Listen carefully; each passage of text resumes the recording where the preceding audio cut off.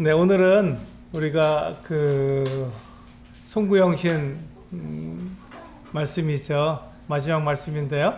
마지막 2023년도 마지막 말씀인데 제목은요, 보이지 않는 것을 위해 살라라는 제목입니다. 보이지 않는 것을 위해 살라.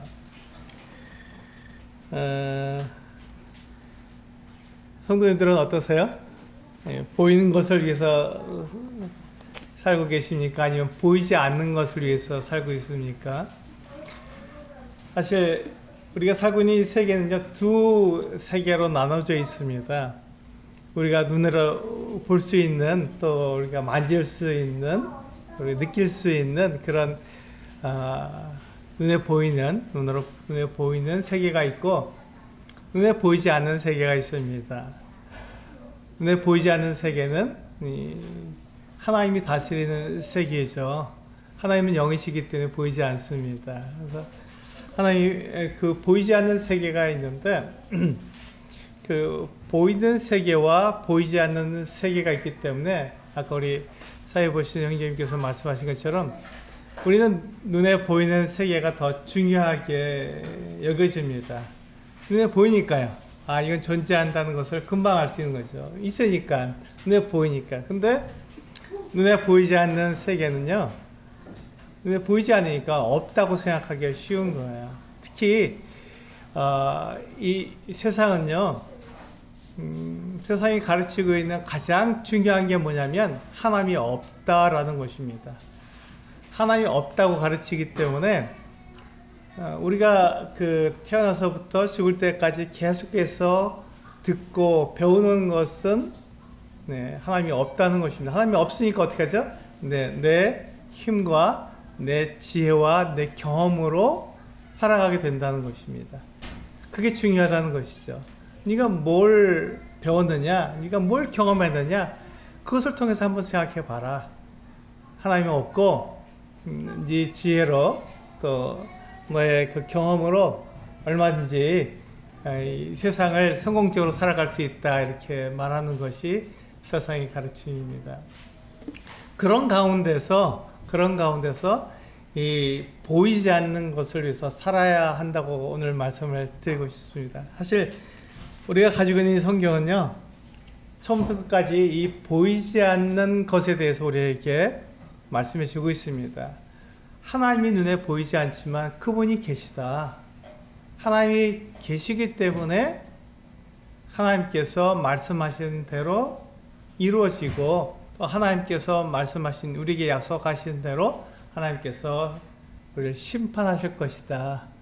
그러니까 하나님의 심판을 생각한다면 우리는 이 세상에서 무엇을 중요하게 여기고 살아가겠느냐 하는 것을 성경은 말씀해 주고 있는 것이거든요. 그래서 우리가 가지고 있는 믿음으로 살아가는 것, 우리가 가지고 있는 이 신앙으로 그리스도인답게 살아간다는 것은 다른 게 아니라 보이지 않는 그 하나님을 위해서 살아가는 것을 말하고 있는 것입니다. 보이지 않는 그 하나님을 위해서 살아가는 것이죠. 제가 도전한 것처럼 우리 성도님들은 무엇을 위해서 살아가십니까? 한번 생각해 보시면 좋겠습니다. 그리고 2024년도 한 해 표어가 보이지 않는 것을 위해서 살자, 이렇게 말씀이 그 표어거든요. 우리는 보이지 않는 것을 위해서 살아가야 합니다. 하나님을 위해서 살아가야 되고 그의 나라와 그의 영광을 위해서 우리는 살아가야 합니다. 우리 한번 그 말씀을 볼까요? 우리 고린도전서 4장 1절과 2절 말씀을 함께 보시겠습니다. 우리 고린도전서 4장 1절과 2절 말씀, 우리 주보에 보시면 나와 있는데 함께 읽어보도록 하겠습니다. 시작. 사람이 마땅히 우리를 그리스도의 일꾼이요 하나님의 비밀을 맡은 자로 여길지어다. 그리고 맡은 자들에게 구할 것은 충성이니라. 여기 보시면 이 고린도 교회에게 보낸 편지에서 바울은 그 고린도 교회에 그 복음을 전해주고 그들을 말씀으로 잘 양육하는 이 바울 일행에 대해서 뭐라고 생각하라고요? 그리스도의 일꾼이고 또 하나님의 비밀을 맡은 자, 이렇게 이야기하고 있습니다. 이게 뭐냐면요, 고린도 지역은 굉장히 부유한 지역이었습니다. 돈이 많고, 거기는 왜냐하면 해협, 그때 지금은 이제 우리가 운하를 파갖고 거기를 배가 이렇게 지나가고 있지만, 예, 바울 당시에는 굉장히 좁은 해협이었습니다. 그러니까 이 고린도, 이 그리스 반도의 맨 끝을 삥 돌아서 가는 것은 이 배의 연료나 또 위험이 있기 때문에 고린도 지역으로 들어와서 그게 좁으니까요. 배를 대면 아주 힘센 이 장정들이요, 배를 이렇게 굴려서 지나가게 합니다. 거기 이제 물건들을 내린 다음에 사람들 다 내리고 배를 고린도 지역을 이렇게 지나가게 만듭니다. 그냥 다 밀어서요. 엄청 힘들죠. 물론 힘들고 그것을 끄는데 굉장히 지혜가 필요하지만, 그렇게 해서 넘겨주면 어떻게 되죠? 예, 삥 돌아가지 않아도 그리스 남쪽 지역의 위험한 지역을 지나가지 않아도 되니까 훨씬 싸요, 그게. 그러니까 그렇게 해서 배를 대고 거기서 이 선원들이 내려서 거기서 쉽니다. 먹고 마시고 막 쉬고, 특히 거기에 그래서 신전들이 많이 있었어요. 왜냐하면 이 뱃사람들이 의지할 것은 그 우상이거든요. 바다신을 의지하니까 가서 그 신전에 가서 거기서 이제 그들의 신에게 제사를 드리고 우리가 이게 바다를 잘 지나가게 해달라고 그렇게 합니다. 그래서 이 고린도 지역은요, 돈이 많은 지역이에요. 이렇게 무역을 하기 때문에, 이렇게 배를 갖다 옮기기 때문에 다 돈이잖아요, 그게. 이 사람들은 거기서 돈을 내는 게 삥 돌아가는 것보다 훨씬 싸게 먹히니까 그렇게 돈을 내고 그렇게 지나갑니다. 그리고 이제 넘어가기 때문에 넘어가서 또 이제 이렇게 배를 타고 짐을 싣고 가는 거죠. 그러니까 거기는 많은 노동력이 필요하고 그런 곳입니다. 이 사람들이 고린도에 살고 있는 사람들은 무엇을 위해서 살까요? 네, 돈을 위해서 사는 거예요. 눈에 보이는 것을 위해서 사는 거예요. 자기들이 잘 살고 편하게 살고 부유하게 사는 것을 위해서 그렇게 살아가고 있는 것입니다. 그게 인생의 목적이잖아요. 그런데 여기서 보면 바울이 고린도 교회 성도들에게 뭐라고 말하냐면, 우리를 그리스도의 일꾼이고 하나님의 비밀을 맡은 자로 여겨달라, 이렇게 이야기하고 있습니다. 그러니까 그 눈에 보이는 이 삶을 살아가는 사람들에게 그 돈이 최고고 먹고 마시고 누리는 게 최고라고 생각하는 그 사람들에게, 예, 보이지 않는 그 세계에 대해서 말하고 있는 것이죠. 그리스도의 비밀을 맡았다. 그리스도의 일꾼이다. 그리고 하나님의 비밀을 맡은 사람들이다. 이렇게 얘기하고 있는 거예요. 그러니까 이 그리스도인요, 바로 이와 같은 사람들입니다. 그리스도의 일꾼들이에요. 우리가 예수 그리스도를 믿는 게 다른 게 아니라 바로 이 그리스도의 일꾼이고 하나님의 비밀, 즉 복음을 맡은 사람들이거든요. 우리는 복음을 가진 사람들이잖아요. 내가 복음을 믿을 뿐만 아니라 복음을 가지고 있어서 그 복음을 어떻게 하죠? 네, 복음을 모르는 사람들에게 알려주는 거예요. 왜냐하면 복음은 하나님의 비밀이기 때문에 보이지 않는 것에 대해서 우리 얘기해 주는 거거든요. 그러니까 사람들은 그것을 안 믿으려고 합니다. 에이, 보이지 않는 게 어딨어, 하나님이 어딨어, 이렇게 말을 하는 것이죠. 그때 우리가 믿는 바대로 하나님이 계시고 하나님께서 말씀하시고 또 하나님께서 우리들에게 우리의 죄를 용서하셔서 우리에게 영원한 생명을 주셨다는 것을 그 사람들에게 알려주는 것, 이게 복음입니다. 이게 바로 하나님의 비밀을 맡은 사람들의 모습이죠. 지금 그렇게 얘기하고 있는 거예요. 바울이 고린도 교회 성도들에게 그렇게 얘기하고 있는 거예요. 보이는 것 아니고 보이지 않는 세계를 위해서 일하는 사람들로 우리를 여겨달라, 그렇게 이야기하고 있는 거죠. 근데 그 사람들에게 2절에 보시면 그 사람들에게 요구되는 게 뭐라고요? 네, 충성이라고요. 그래서 우리는 충성해야 합니다. 근데 누구에게 충성하죠? 네, 사람에게 충성하는 게 아니라 누구에게 충성한다고요? 하나님께. 그렇습니다. 충성을 하는데 이 충성의 대상이 사람이 아니고 하나님이라는 것입니다. 이걸 또 바꿔서 말하면요, 이 충성의 대상이 사람이 아니니까 바로 내가 아니라는 것이죠. 나를 위해서 충성하지 않고 하나님께 충성하는 것입니다. 그러니까 사람에게 충성하지 않으니까요, 우리가 교회의 어떤 일꾼에게 충성하지 않습니다. 또 교회에게 충성하지도 않고요.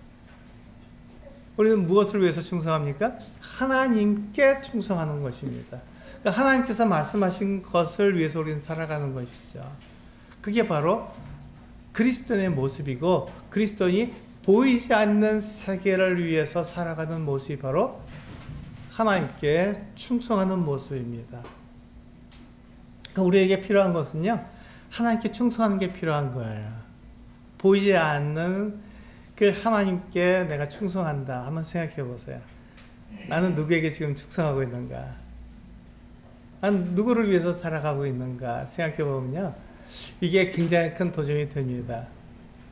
저도 이렇게 우리 성도님들에게 이런 말씀을 드리지만, 과연 저도 그런 생각을 거의 매일 하거든요. 나는 오늘 누구를 위해서 살아가고 있는가? 나를 위해서 살아가고 있는가? 아니면 내 가족을 위해서 살아가고 있는가?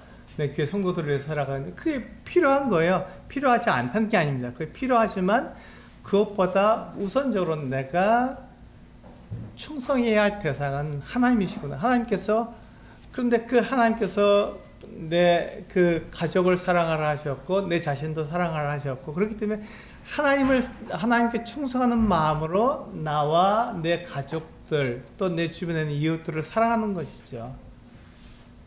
근데 거기서 하나님이 빠지고 내가 그냥 생각했을 때 나 자신을 위해서, 또 내 이웃을 위해서, 내 가족들을 위해서 막 살아간다면 그것은 잘못된 것입니다. 이게 굉장히 미묘한 차이예요. 그러니까 우리는 혼동하기 쉽습니다. 근데 성경은요, 우리에게 맡은 자들에게 구할 것은 충성이라고 말씀하셨고, 그 충성의 대상은 하나님이십니다. 그래서 먼저 우리는 하나님께 충성해야 하는 것이 우리들의 그 본질입니다. 우리가 해야 될 일이고요.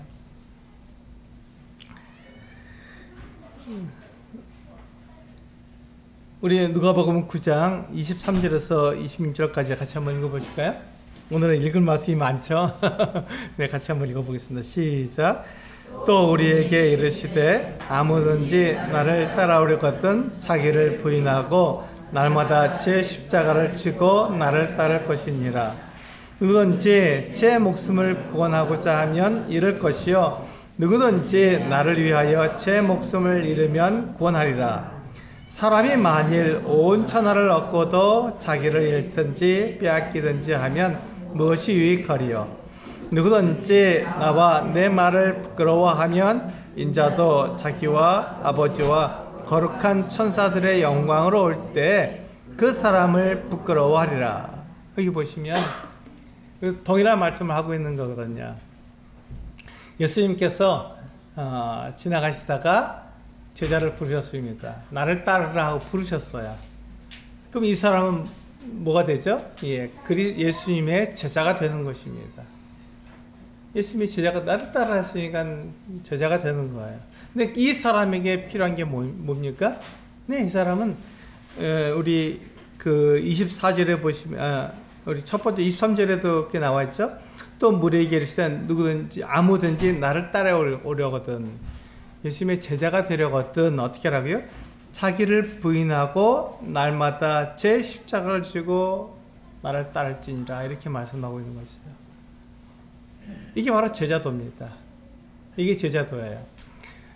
예수 그리스도의 제자가 되려면은 나를 부인하고 날마다 내 십자가를 지고 따르는 삶이 이게 제자도입니다. 근데 이렇게 되려면 어떻게 된다고요? 네, 보이는 세상이 아니라 보이지 않는 세계를 위해서 살아갈 때 이게 가능해지는 것이죠. 우리 보시면요, 25절에 보면 거기에 대한 설명을 이렇게 하고 있어요. 사람이 만일 온 천하를 얻고도, 온 천하를 얻는다는 게 무슨 말이죠? 이 온 세상에 있는 모든 걸 다 그 권위와 권세와 힘과 돈과 이 모든 것들을 다 얻는 걸 말하는 거예요. 근데 이 세상에 있는 모든 걸 다 얻었어요. 그러면 된 것 아니겠습니까? 그럼 이 사람이 멋진 삶을 사는 거 아니에요? 행복하고 사랑이 가득한 삶을 사는 거 아닙니다? 아니겠습니까? 그런데 예수 그리스도께서 뭐라고 하셨냐면, 사람이 만일 온 천하를 얻고도 자기를 잃든지 빼앗기든지 하면 무엇이 유익하리요? 다르다는 거예요. 분명히 두 세계가 있다는 것을 말씀하고 있는 것이죠. 온 천하라고 하는 이 눈에 보이는 세계가 있는 것과 우리 눈에 보이지 않는 하나님이 다스리시고 하나님께서 말씀하신 그 세계가 있다는 것입니다. 그래서 우리가 눈에 보이는 세계에서 우리가 인정받고 높이되고 많은 것을 가졌다 할지라도, 만약에 그 사람이 보이지 않는 세계, 하나님 앞에서는 그가 자기를 잃든지 빼앗기든지 하면 무슨 소용이 있느냐고 우리에게 말씀해 주고 있는 것이죠. 아무 소용이 없다는 것입니다. 이게 바로 제자도입니다. 제자도는 그래서 우리가 그 예수 그리스도를 따라가려면, 우리가 예수님의 제자라면, 내가 예수님을 따라가는 사람이라면, 23절에 말씀하신 것처럼 자기를 부인하고 날마다 제 십자가를 지고 따라가는 것을 말하고 있는 것이죠. 근데 보이지 않는 세계를 위해서 살아가는 사람을 말하는 것입니다. 그러니까 우리 앞에서 말한 그 충성과 제자도가 어때요? 같은 걸 말하잖아요. 같다는 것입니다. 이게 푸르는 그 이름만 다르지 사실 그 내용을 보면 같은 거예요. 충성한다, 하나님께 충성한다는 것이나 또 예수 그리스도를 따라가는 제자가 되는 것이나 다 같은 거예요.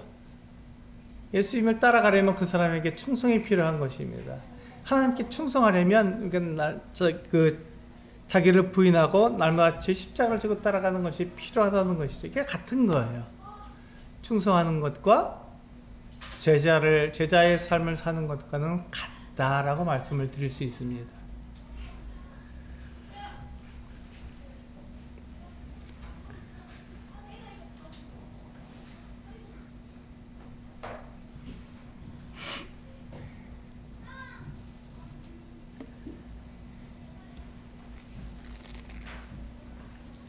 그러면 이 충성과 제자도가 왜 필요할까요? 충성과 제자도가 왜 필요할까요?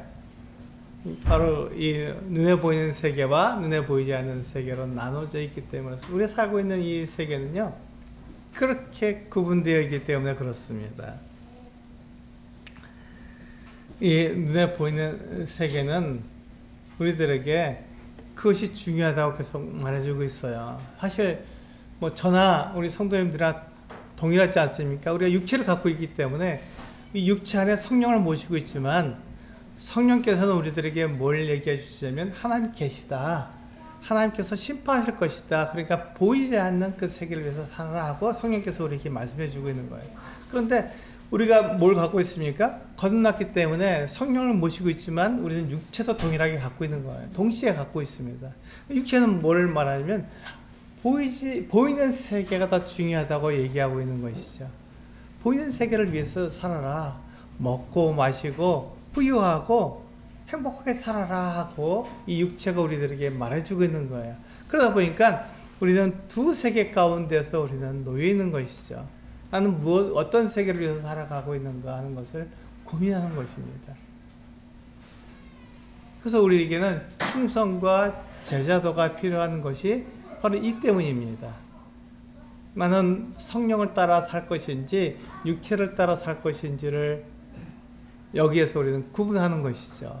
여기서 나눠지게 되는 것입니다. 우리 고린도후서 4장 18절, 이게 핵심 구절이죠. 이걸 이제 1년 내내 아마 암송하시게 될 겁니다. 고린도후서 4장 18절인데요. 뭘 말씀하고 있는지 같이 한번 읽어볼까요? 시작. 우리가 주목하는 것은 보이는 것이 아니요 보이지 않는 것이니, 보이는 것은 잠깐이요 보이지 않는 것은 영원함이라. 그렇습니다. 바로 이것이 우리가 기억해야 되는 것입니다. 성경은요, 보이는 것이 아니라 보이지 않는 것이 더 중요하다고 분명하게 말씀하고 있는 거예요.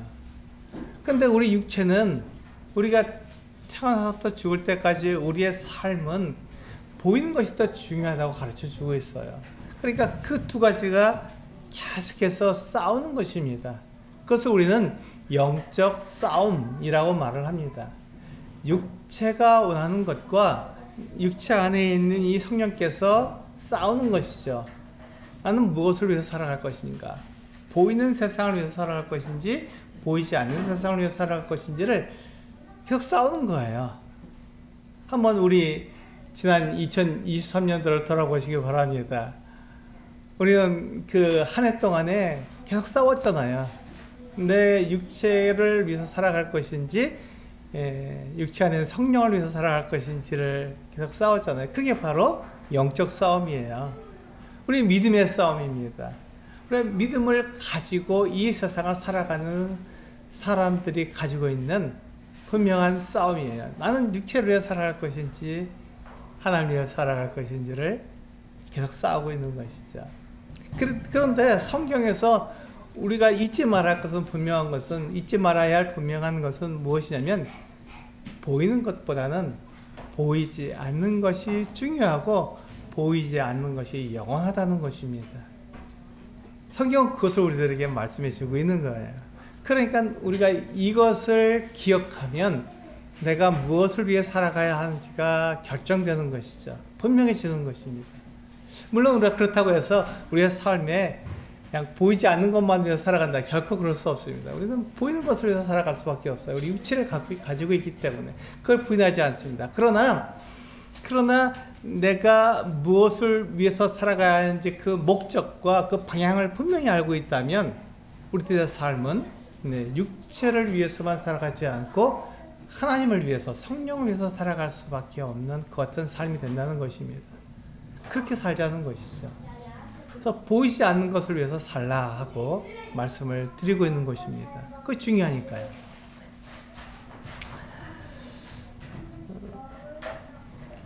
세상은 우리들에게 돈이 많아야 행복하고 돈이 있어야 사랑할 수 있다고 말씀을 가르쳐 주고 있습니다. 정말 그런가요? 저는 분명히 말씀드리지만 그렇지 않습니다. 전혀 그렇지 않습니다.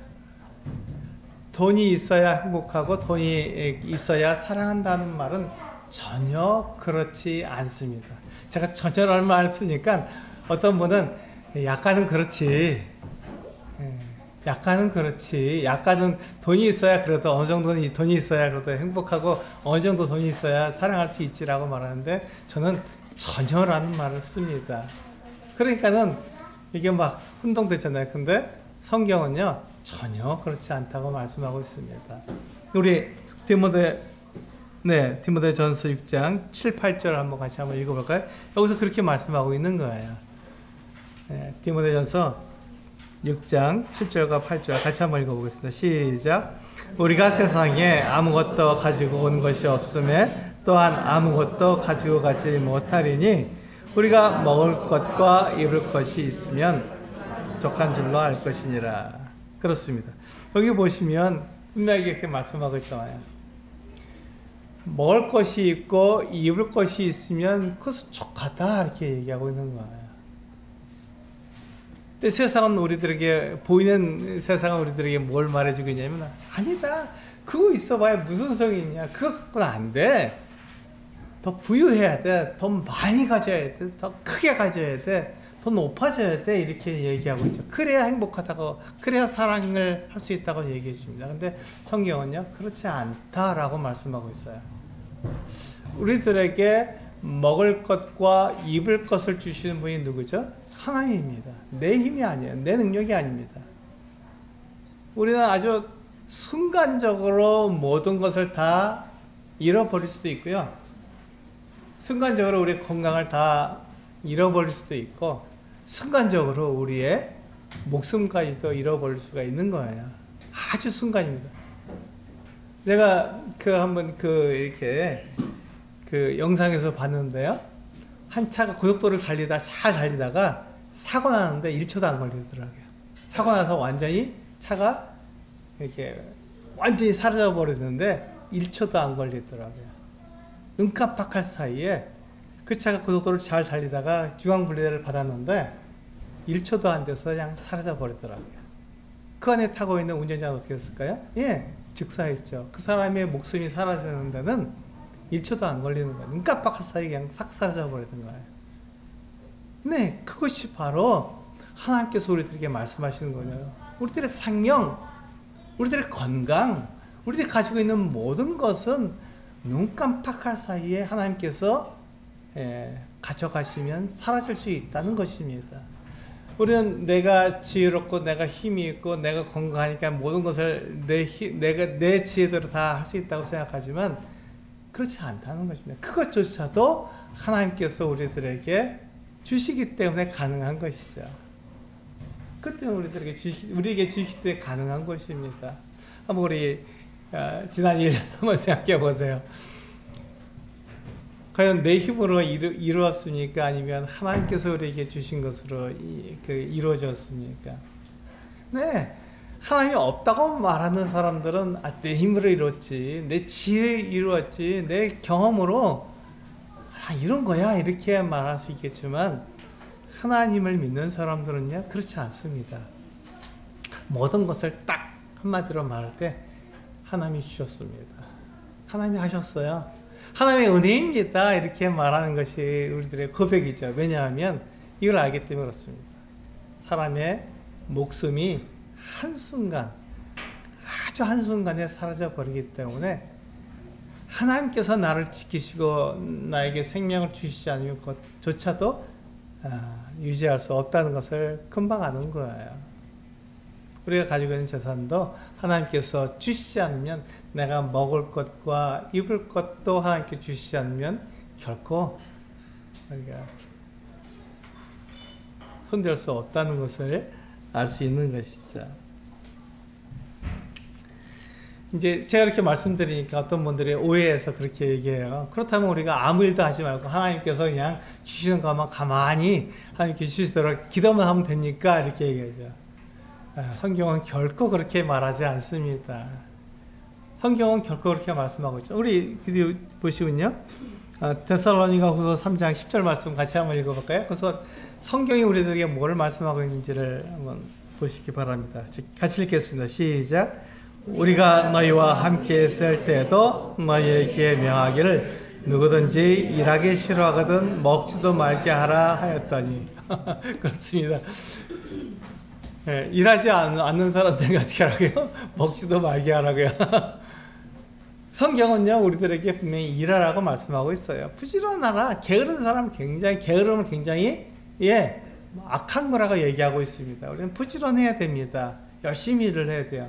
그래서 하나님께서요 이 어떤 사람에게는요 이렇게 일을 할 때 막 그 재물을 주십니다. 그래서 부자가 되게 하세요. 그럼 이 사람이 부자가 된 게 누구 때문이죠? 자기 때문인가요? 그렇지 않습니다. 하나님께 그에게 주셨기 때문에 하나님께 주신 것을 인정하고 하나님께로 그것을 돌려드려도 하나님께서 그에게 말씀하신 대로 살아갈 수 있도록 그 재물을 사용하는 거거든요. 근데요 어떤 사람은요 아무리 열심히 일을 해도 재산이 쌓이지 않습니다. 그가 게으르지 않아요. 부지런히 일을 합니다. 그런데도 전혀 재산이 쌓이지 않고 가난하게 삽니다. 그럼 이 사람은 어떻게 했죠? 하나님께서 그에게 재산을 주시지 않으신 거예요. 그는 그것에 감사하고 먹을 것이 있고 입을 것이 있으니까 그것을 족한 줄 알고 감사하고 사는 거죠. 이렇게 열심히 일하고 부지런히 일을 해도 재산이 쌓이지 않는 사람의 대표적인 사람이 여러분 앞에 있습니다.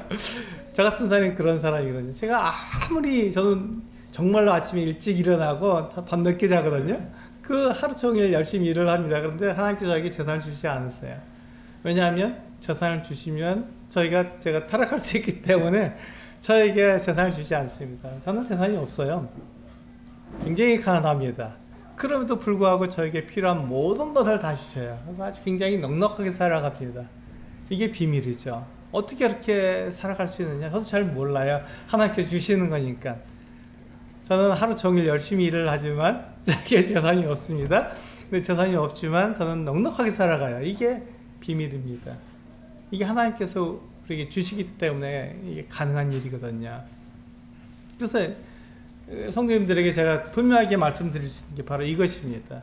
하나님께서 살아계시고 하나님께서 재산을 주시는 것이지, 하나님께서 물질을 주시는 것이지, 그 사람의 지혜와 그 사람의 능력으로 이 모든 것을 다 가지는 것이 아니라는 것입니다. 그래서 우리는 먼저 그의 나라와 그의 의를 구해야 하는 것이고, 보이지 않는 것을 위해서 우리는 살아가야 하는 것입니다. 그러면 하나님께서 우리들에게 필요한 대로 어떤 사람에게는 5달란트를 주시고, 어떤 사람에게는 2달란트를, 어떤 사람이 1달란트를 맡겨주시는 것이죠. 하나님께서 그렇게 하시는 것입니다. 그렇게 하시되 그에게 그가 가지고 있는 먹을 것과 입을 것이 있은즉 척한 줄로 알고 살아가는 거죠. 왜냐하면 우리는 이 세상에 올 때 뭘 가지고 온 사람이 있습니까? 아무것도 없잖아요. 빈손으로 오잖아요. 또 갈 때 뭘 가지고 가는 사람이 있습니까? 다 놔두고 가야 되는 거예요. 빈손으로 갑니다. 저도 많은 장례식에 다녀봤지만 뭘 갖고 간 사람도 없어요. 염하는 사람이 뭐 노잣돈이라고 주지만 그거 어디 쓸 데가 있습니까? 못 쓰잖아요. 아무것도 쓸 데가 없는 거예요.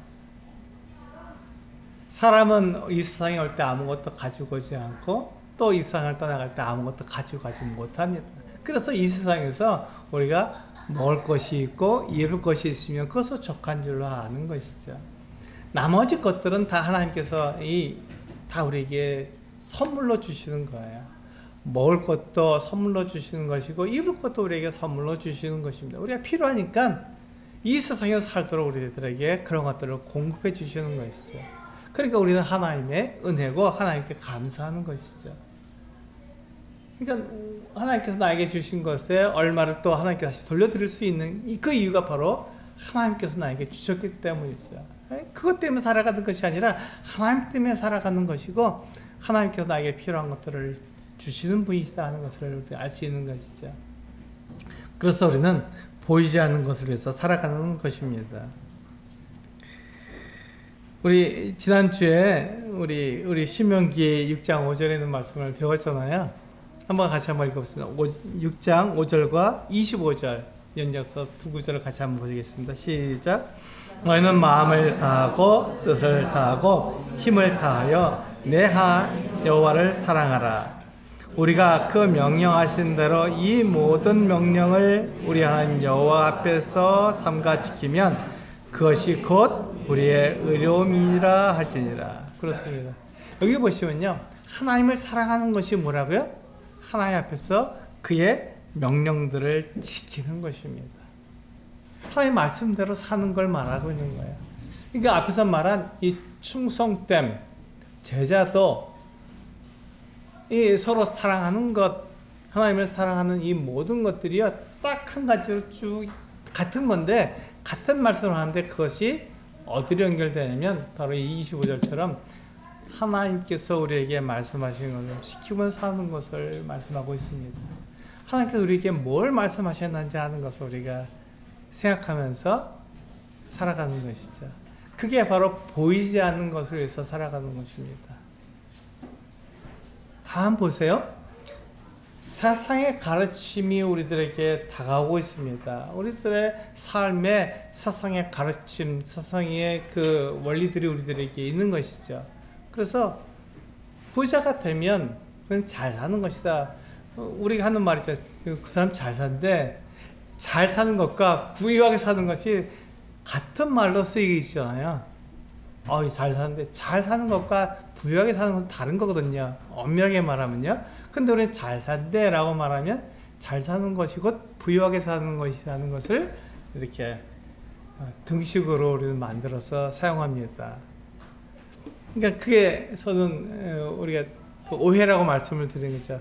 잘 사는 것과 부유하게 사는 것은 다른 거예요. 근데 우리는 그렇게 배웠습니다. 부유하게 사는 것이 잘 사는 거라고 배운 것이죠. 성경에서 뭐라고 말하냐면 그렇지 않다. 그렇지 않다. 그것은 눈에 보이는 것을 위해서 살아가는 것이고, 눈에 보이지 않는 것을 위해서 살아가라. 하나님의 말씀, 하나님께서 살아계시며 하나님께서 말씀하시는 것을 인정해라. 그렇게 돼서 그 하나님께서 우리에게 말씀하신 것을 지키고 그것을 따라서 살아간다면 그는 보이지 않는 것을 위해서 살아가는 것이다. 이렇게 말씀하고 있는 것이죠. 성도님들은 어떠세요? 내 육체가 원하는 것을 위해서 살아가십니까? 아니면 하나님께서 말씀하시는 것이 그대로 이루어질 것을 믿고 살아가십니까? 네, 우리는 제가 말씀드린 것처럼 거듭난 사람은 육체 안에 성령이 계시기 때문에 두 가지를 동시에 하면서 살아갑니다. 육체를 위해서 살아가기도 하면서 또 성령을 위해서 살아가기도 하고 이 두 가지를 동시에 하는 거예요. 그 어떤 것이 잘하고 어떤 것이 잘못됐냐 이렇게 말할 수가 없습니다. 그 사람이 그런 사람, 거듭난 사람은 그 두 가지를 같이 하게 되어 있습니다. 죽을 때까지요. 그런데 성경은 뭐라고 말씀하고 있냐면 우리가 육체로 위해서 살아가는 것이 지나간 때로 족하다. 이제 그만해도 된다. 우리가 성령을 위해서 살아가라. 이렇게 말씀하고 있죠. 그것이 바로 생명이고 그것이 하나님을 위해서 살아가는 것이다. 이렇게 말씀하고 있죠. 그래서 우리에게 계속해서 말씀해 주고 있는 거예요. 우리는 그래서 그것을 위해서 살아가는 사람들입니다. 하나님을 위해서 살아가는 사람들이고 보이지 않는 것을 위해서 살아가는 사람들인 것이죠. 그래서 이 신명기 6장 5절, 25절을 보시면요. 너는 마음을 다하고 뜻을 다하고 힘을 다해서 내 하나님 여호와를 사랑하라. 네, 굉장히 좋은 말씀. 근데 이걸 어떻게 하면 되는 겁니까? 어떻게 해야 하나님을 사랑하는 것입니까? 25절에 그 답을 알려주고 있는 거예요. 우리가 그 명령하신 대로 이 명령을 우리 하나님 여호와 앞에서 삼가 지키라. 예, 그렇게 하면 그것이 우리의 의름이 된다. 이렇게 말씀하고 있죠. 하나님 앞에서 내가 의로워진다. 이렇게 말씀하고 있는 거예요. 그것이 바로 하나님을 사랑하는 것입니다. 하나님의 말씀을 지키고 그대로 따르는 것을, 예, 그것이 바로, 예, 하나님을 사랑하는 것입니다. 그러니까 이게 다 같은 말씀을 하고 있잖아요. 충성된 것, 제자도. 네, 이 모든 것이 다 같은 말씀을 하고, 사랑하는 거예요. 하나님을 사랑하는 것, 이게 다 같은 말씀을 하고 있는 거예요. 그래서 여기로 연결되는 것이죠. 결국 우리가 하나님의 말씀을 하신 대로 살아가는 것을 우리들에게 말씀해 주고 있습니다. 그래서 우리가 이 말씀을 우리가 지키려면요, 뭐가 필요하겠습니까? 네, 희생이 필요합니다. 희생이 필요한 거예요. 우리 앞에서 본 것처럼 누가복음 9장 두 번째 말씀인데요. 9장 24절을 보면 그렇게 말씀하고 있죠. 누구든지 제 목숨을 구원하고자 하면 잃을 것이요 누구든지 나를 위하여 제 목숨을 잃으면 구원하리라. 이 말씀이 그 말씀이죠. 자기 힘으로, 자기 능력으로, 자기 지혜로, 자기 경험으로 이렇게 살면 잘 사는 거래, 이렇게 살면 부유하게 사는 거래, 이렇게 생각해서 그렇게 하게 되면 네, 그 목숨을 잃는 것이다. 하나님께서 아무것도 하지 않으니까 그 사람은 하나님께서 심판하실 때 그 생명을 잃어버릴 것이다. 그런데 나를 위하여 목숨을 잃으면, 예, 보이지 않는 그 세계를 위해서 우리가 살게 되면 그는 구원받는다고 말씀하고 있는 것입니다. 하나님께서 우리를 구원하시는 거예요. 하나님 말씀대로 살았기 때문에 보이지 않는 그 하나님께서 우리에게 생명을 주시는 것이죠. 그게 바로 성경이 우리들에게 말씀해 주고 있는 것입니다. 마지막 절 26절에 보시면요, 거의 똑같은 말씀하고 있죠. 누구냐 나와 내 말을 부끄러워하면 인자도 자기 아버지와 거룩한 천사들의 영광으로 올 때 그 사람을 부끄러워하리라. 보세요. 그 인자가 그리스도께서 다시 오신다고 말씀하고 있잖아요. 그리스도께서 다시 오신다는 것 보이지 않죠. 그 약속 어떻게 믿습니까? 그런데 예수님은 우리들에게 분명하게 말씀하신 게 다시 올 것이다. 내가 다시 올 때 그때 그 사람을 부끄러워하지 않는다고 분명히 말씀하고 있는 것이죠. 이게 보이지 않는 세계를 위해서 사는 사람의 모습입니다. 나는 무엇을 위해서 살 것인가를 이야기하고 있는 것이죠. 그래서 우리가 하나님을 사랑하는 것, 충성된 것은요, 하나님을 위해서 보이지 않는 것을 위해서 살아가는데, 그렇다고 해서 우리가 일하지 않느냐? 그렇지 않다는 것이죠. 일을 해야 합니다. 성경에서 그렇게 말씀하고 있죠. 우리 부지런하게 일을 해야 됩니다. 그런 가운데서 하나님의 영광을 위해서 하나님께서 우리들에게 주시는 모든 것에 감사하며 살아가는 것이죠.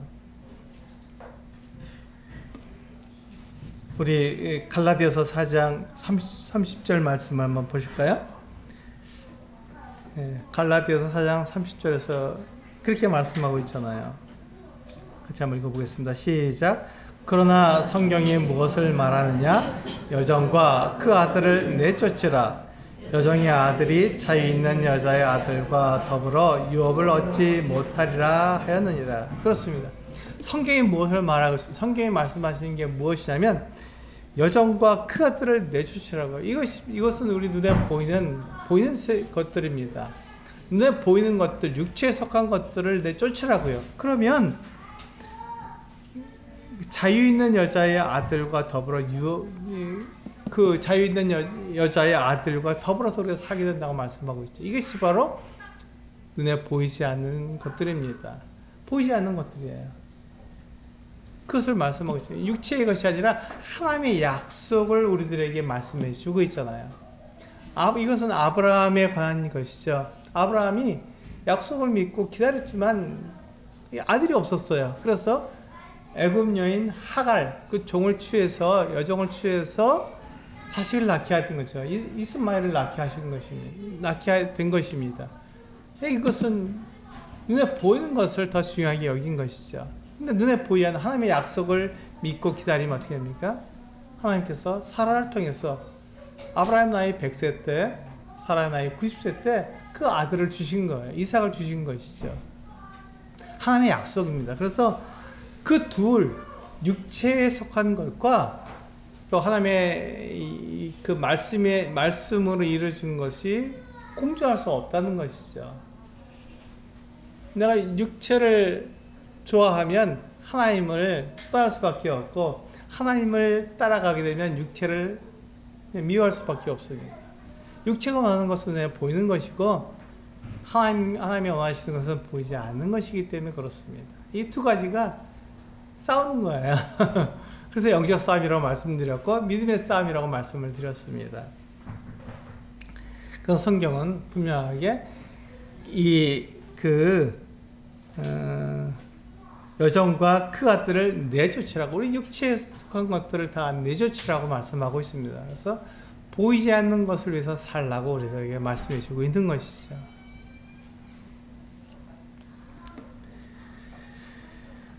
그런데 우리가 이와 같이 살 수가 없잖아요.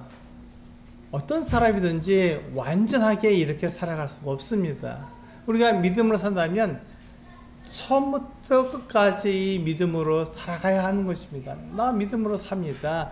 내가 믿음으로 행합니다. 라고 말하면 이 말씀처럼 내가 처음부터 끝까지 알파부터 오메가까지 모든 것을 다 믿음으로만 행해야 되는데 우리는 그렇게 못 살잖아요. 어떨 때는 우리가 믿음으로 행하지만 어떨 때는 우리 육체로 행하잖아요. 그래서 우리는 막 이렇게 혼란스럽게 살아가게 됩니다.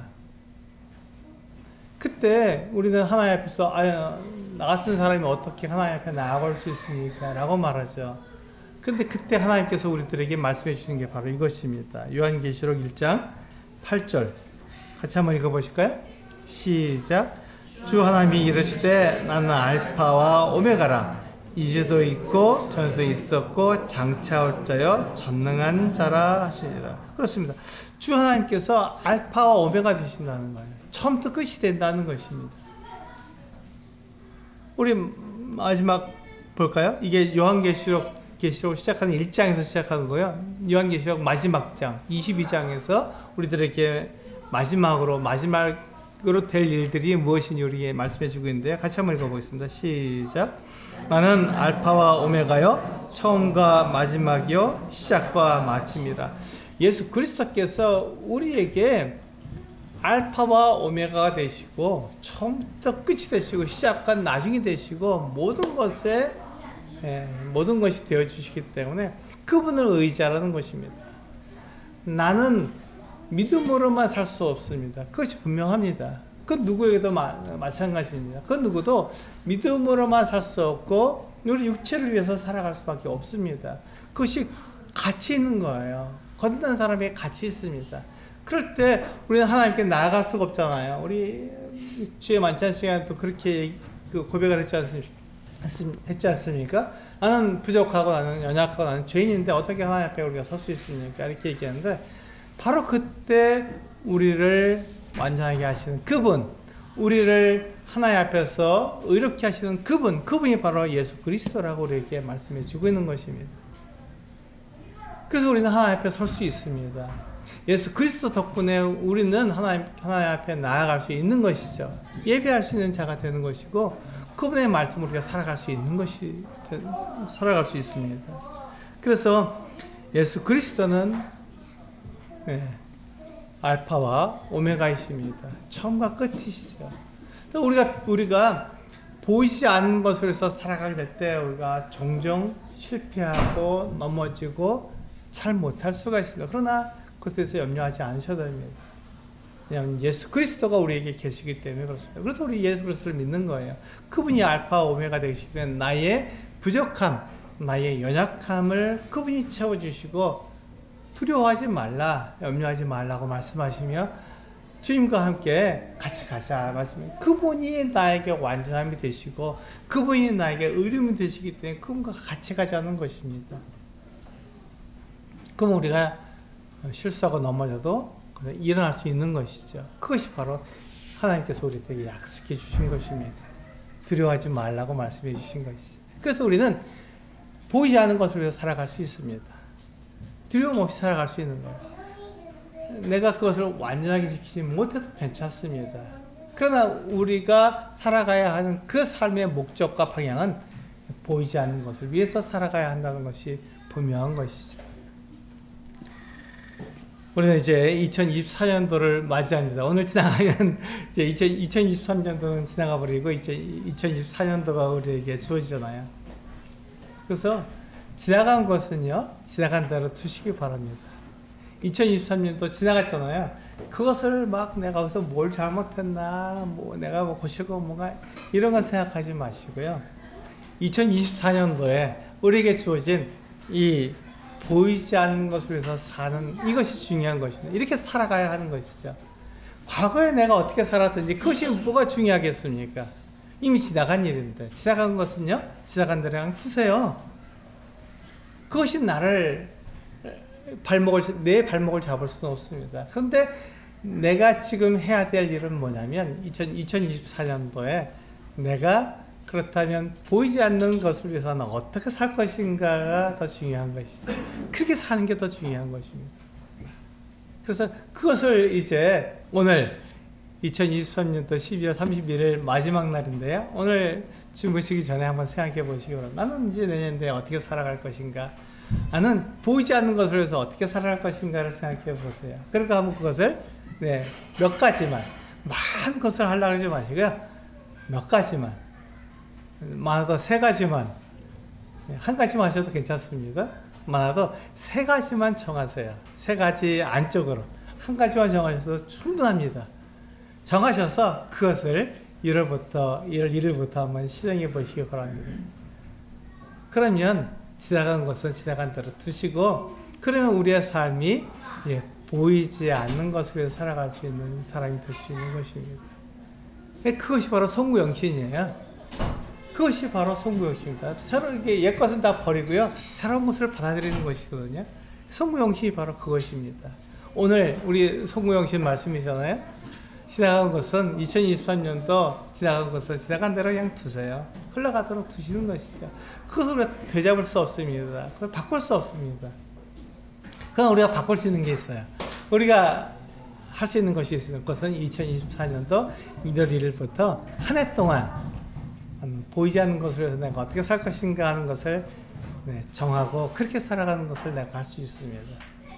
그것이 송구영신이고, 그것을 위해서 우리가 오늘 이게 주무시기 전까지 많아야 세 가지입니다. 그 이상 하시면 못 지킵니다. 저도 못 지켜요. 세 가지는요. 한 가지만 하셔도 됩니다.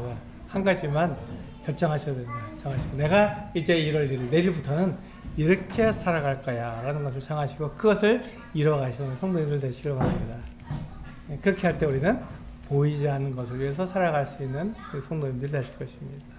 기도하시고 마치겠습니다.